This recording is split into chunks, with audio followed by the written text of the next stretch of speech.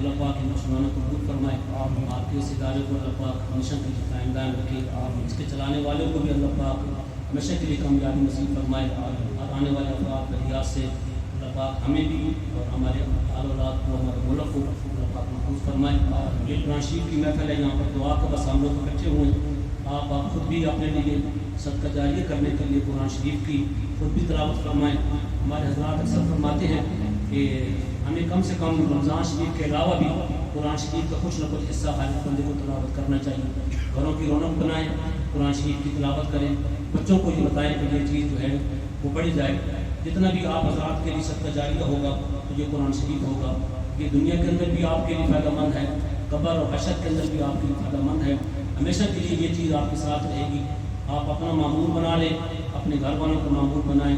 हर बंदे को कम अज़ कम रोज़ाना 1 सिपारा पढ़ना चाहिए। अगर सिपारा नहीं पढ़ सकते तो आधा सिपारा पढ़ें, वो भी नहीं कर सकते तो सूरह यासीन वगैरह ये सुनते जो है हम जो है वो याद होनी चाहिए।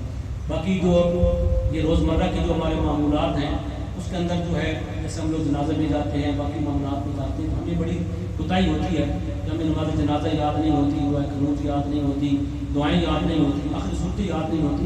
तो दीन के सीखने के अंदर कोई ऐसी शर्म की बात नहीं है। हदीस शरीफ में आया उतलुबुल इल्म मिनल महदी वल लहद, कि माँ की गोद से लेकर कब्र के जाने तक इल्म को तलाश करो।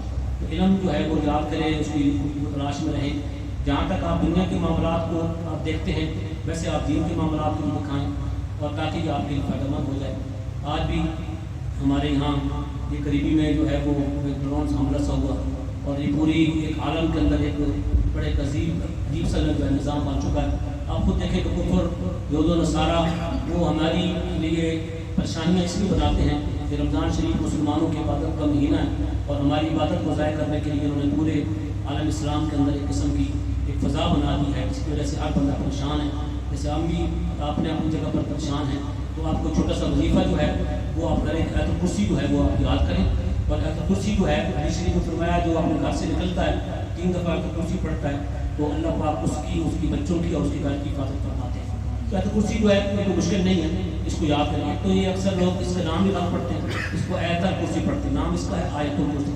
एक हदीस की सुना दूँ, अबू हुरैरा रज़ियल्लाहु तआला अन्हु को हुज़ूर पाक सल्लल्लाहु अलैहि वसल्लम ने ज़कात का माल जब आया ना तो उसके ऊपर उनको निगरान बनाया। जब निगरान बनाया तो निगरान बनाने के बाद जब वो रात को क्या देखते हैं कि एक शख्स आता है और वो उसके पास बड़ा सा थैला है और वो ज़कात के माल में से कुछ सामान चोरी कर रहा होता है।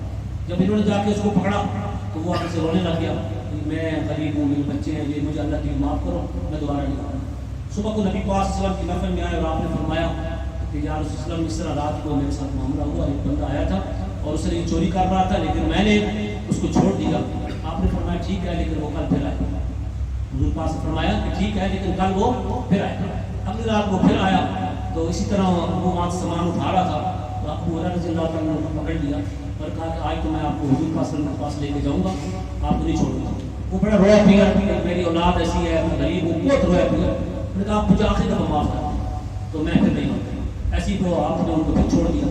सुबह को नबी पाक सल्लल्लाहु अलैहि वसल्लम की जब आप दीदार में आए तो आपने फरमाया कि ये रात को वाक़या हुआ। आपने फरमाया कि वो फिर आएगा, आज जो आया था ना वो फिर आएगा। तो तीसरे दिन उन्होंने कहा तो मैं नहीं छोड़ूंगा। जब तीसरे दिन आया तो वो फिर थैला भरने लगा। आपने उसको पकड़ा और कहा कि आज तो तेरे लिए माफ़ी नहीं, क्योंकि 3 दफ़े के बाद माफ़ी नहीं होती। उन्होंने कहा बात ये है, चलो मैं आपको एक बात बताता हूँ, एक ऐसा अमल आपको मैं बताना चाहता हूँ, अगर आप ये ऐसा अमल पढ़ेंगे तो फिर इस तरह आपके पास चोर नहीं आएंगे।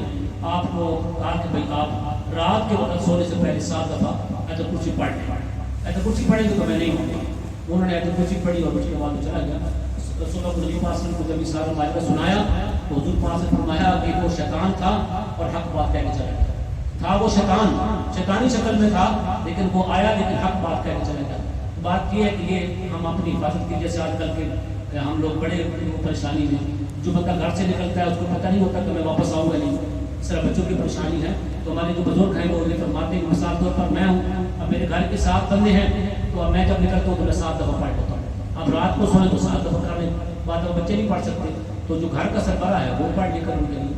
ऐसे ही जब आप लोग ड्यूटी पर होते हैं माशाल्लाह आपको कहते हो कि आपका जो महकमा ऐसा है कि आपको हर वक्त ही आपको जैसी कॉल आती है तो आपको जाना पड़ता है। तो ऐसे कुर्सी की जो है ना वो तलावत रखें। ये मेरी कुर्सी यानी सबसे अजीम जो है कुरान शरीफ की आयतों में से सबसे बड़ी जो है वो وہ آیت ہے، اس کو نام آیت الکرسی ہے، اس کی تلاوت کی جائے۔ حضور پاک صلی اللہ علیہ وسلم کا ارشاد مبارک ہے، جو بندہ آیت الکرسی پڑھتا رہتا ہے اس کے اور موت کے درمیان کوئی چیز حائل نہیں ہوگی، صرف وہ آیت الکرسی پڑھے گا تو وہ جنت کے اندر چلا جائے گا۔ یعنی آیت الکرسی پڑھنے والا بندے کے لیے جنت ہے، سوائے اس کے لیے موت ہی آنی ہے، باقی اس کے لیے کوئی چیز نہیں آئے گی۔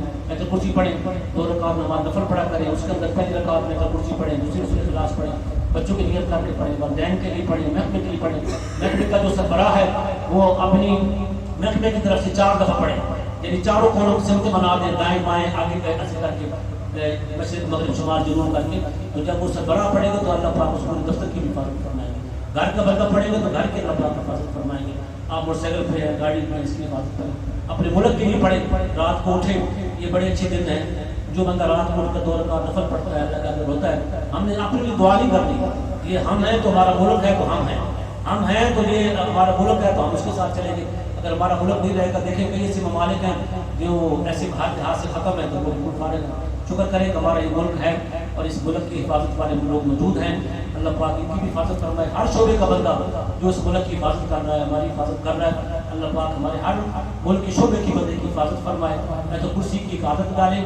اور اس نے ایک آخری حدیث شریف فرمائی، نبی پاک صلی اللہ علیہ وسلم کے پاس ایک شخص آیا کہ یا رسول اللہ میں اکثر جو ہے گھر کی طرف سے پریشان رہتا ہوں، بچوں کی طرف سے پریشان رہتا ہوں، مالی طور پر پریشان ہوتا ہوں، آل اولاد کی طرف سے پریشان ہوتا ہوں، تو بس میرے مال میں برکت نہیں رہتی، مجھے ہر وقت جو ہے وہ وسواس رہتے ہیں۔ آپ نے فرمایا کہ چھوٹا سا عمل بتایا کہ جب بھی تم میں سے کوئی بندہ جب گھر میں داخل ہو تو آتے ہی اونچی بات سے السلام علیکم ورحمۃ اللہ، پھر اس کے بعد دروشی پڑھیں السلام علیکم ایھا النبی ورحمۃ اللہ وبرکاتہ، پھر ایک دفعہ سورۃ الاخلاص پڑھیں اور پھر اس کے بعد آ جائے۔ فرمایا کہ یہ آپ اپنا معمول رکھیں۔ وہ صحابی فرماتے ہیں کہ میں نے کچھ دن ہی معمول رکھا، اللہ کریم نے میرے رزق کے اندر برکت عطا فرما دی، میری اولاد جو ہے نیک ہو گئی۔ یہ آپ اپنے آفس میں جاتے ہیں، دفتر میں جاتے ہیں، جہاں بھی جاتے ہیں آپ اپنا معمول کریں۔ اس سے ہم لوگ آج کل بڑے بندے کہ ہم سلام نہیں کرتے، سلام کے اندر پہل کریں اور گھر کے اندر آتے ہیں آپ نے یہ سلام کرنا ہے، اس کے بعد دروشی پڑھنا ہے، پھر سورۃ الاخلاص پڑھنی ہے۔ یہ اپنا معمول بنائیں گے، آپ کے رزق میں آپ کی اولاد میں برکت ہوگی۔ آج کل ہر بندہ اپنی اولاد کی طرف سے پریشان ہے، نافرمان ہے رزق کی وجہ سے۔ یہ آپ عمل کریں گے تو انشاءاللہ آپ کے گھر کے اندر رحمتیں اور برکتیں ہوں گی۔ اللہ پاک ہم سب کو بیٹھنا قبول فرمائے۔